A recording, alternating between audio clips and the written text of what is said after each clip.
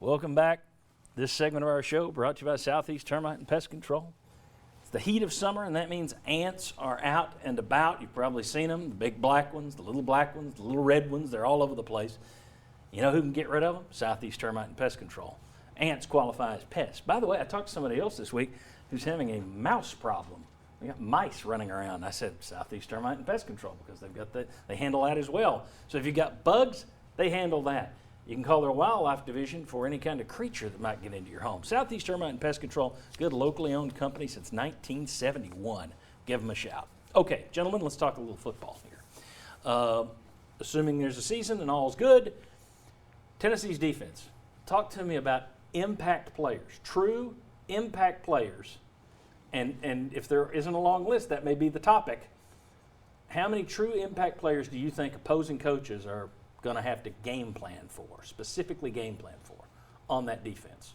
And I think one of them, going into the season, you might have had Emmett Gooden up there based on his short body of work a couple of years ago.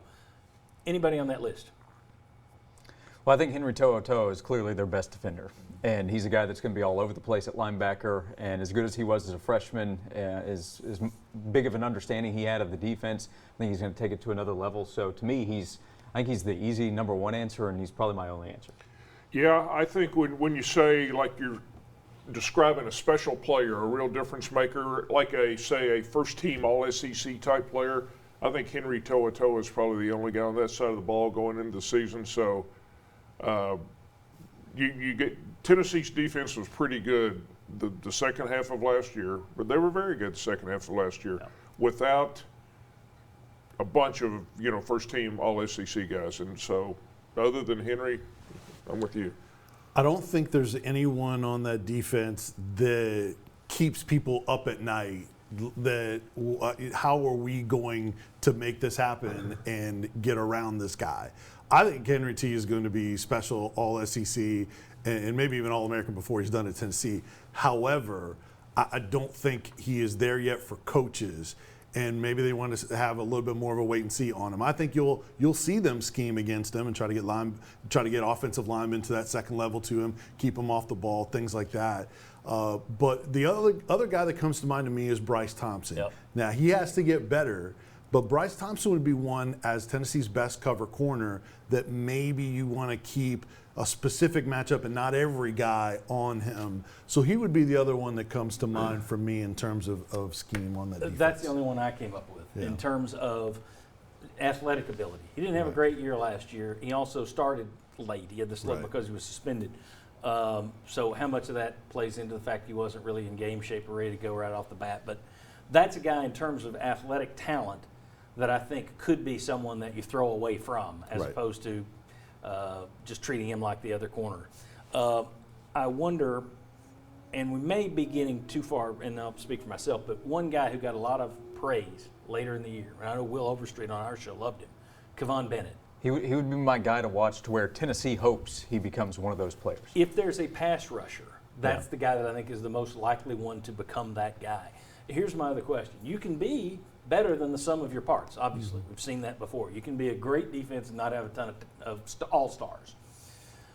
But we named one guy, we named another maybe, and then we had a third guy that if things break right. How does that compare with Georgia and Florida and their star talent at the moment? It doesn't just compare. the East Division. It doesn't compare.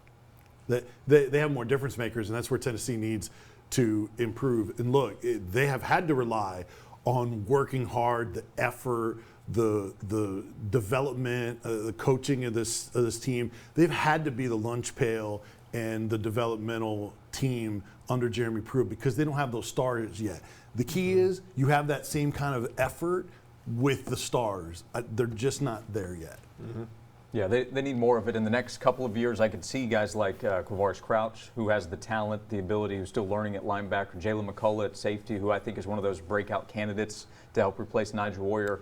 But right now, the middle of July, Right. that's not the conversation. That's still to come. And I think you trust the defensive coaches that they can do that. But that's to get to Georgia and Florida's level, yeah, there's a lot of work to be done. The hardworking, I think it has a ceiling. I think it can only take you so far. You need those difference makers to take you that championship contention that Tennessee fans want, the university expects. You can't just do it on coaching and hardworking and scheme. That only can take you so far. You have to get those stars to move forward.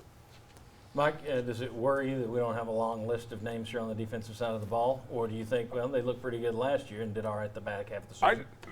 I'm going to go with Vince. I think to get to where Georgia is and Florida. Florida's not. I don't think Florida's where Georgia is, but Florida's Right. Ahead of Tennessee. To get to that level, Alabama, Georgia, Florida, the three teams you got to play every year. Yeah, you need more difference makers. Okay. All right.